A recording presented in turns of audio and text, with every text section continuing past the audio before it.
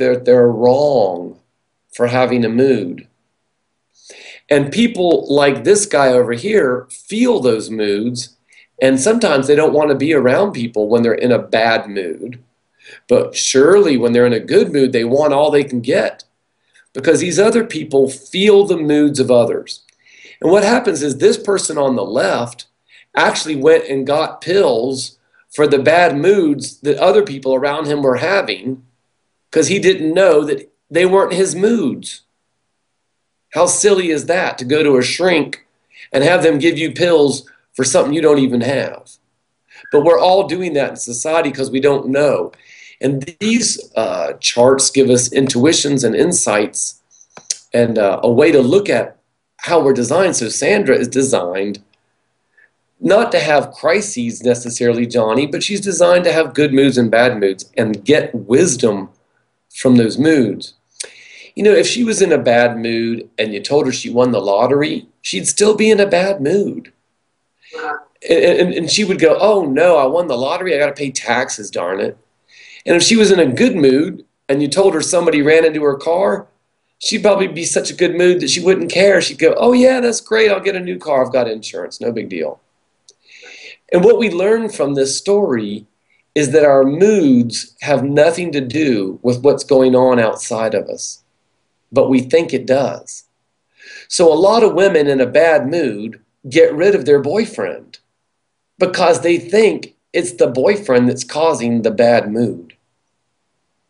So we learn some emotional mastery when we do these readings, and we discuss the necessity for a good mood and a bad mood, for the up and the down, and for learning to wait, and for not jumping out of things when you're in a bad mood. We've all done it. If we've had a mood, we've left that job when we were pissed off. We told that lover goodbye. And 2 weeks later, we're in another mood. We think it's because of what we did. It's because the frequency shifted. And Johnny, what we're learning is that moods are like frequencies and sounds. They're like weather. They can be mapped. They can be looked at and seen. So as part of the new awakening that we're having about energy in general is learning how the emotional channel affects us.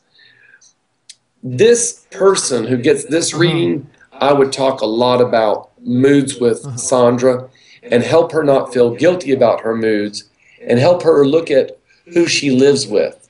If the people that Sandra lives with also have a brown triangle on the right side, no worries. But if they're people that have a white triangle, then let's make Sandra aware her emotions are going to go into those people. And you know what? If she's in a bad mood, she can't change it. So maybe those people ought to go out for dinner and leave her alone, or vice versa. And you learn how to apply this knowledge to your everyday life so that you can be at peace and at ease with the relationships you're in. So basically, in a very brief summation, I see that her strategy is one of learning to wait, that Sandra got into a lot of trouble in her life by initiating things when she should not have, and she was trying to just be a creator or a manifester because society was trying to make her one. And she did some things, but she didn't get to keep the benefit. The benefit of her energy went to other people many times. And then after this reading, I would say, let's do an experiment. Let's start noticing when your moods are and what they're related to, and let's start finding out what happens when we don't use our throat. What happens if you spend a few hours quietly by yourself? I bet you get reset. So this is the beginning of looking at charts in general, but the bigger topic that I really love about your show, I'm going to pull this back over here now, is about knowing yourself tonight. And you know, you brought up this thing about people who want to get their children to be a certain thing. You wouldn't ask a porcupine to swim like a fish. You wouldn't ask a bird to swim like a fish. And you wouldn't ask a cat to fly like a bird. So instead of making somebody something they're not, why not help them to discover what they are, who they are? Why not help them know who they are and then support that coming to the surface? And in the human design, I learned that there's 4 categories. Like we have 4 fingers. There's the generators and the manifestors. And they have energy and they can do things. And I learned that there's projectors and reflectors. And they're not energetic types. I learned that this corresponds to 4 blood types.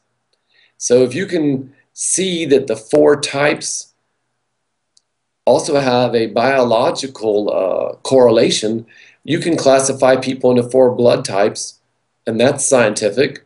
Why not accept that you can classify people into 4 energy types and use that science to discover who you are and then bring it to the surface? You won't have as much stress.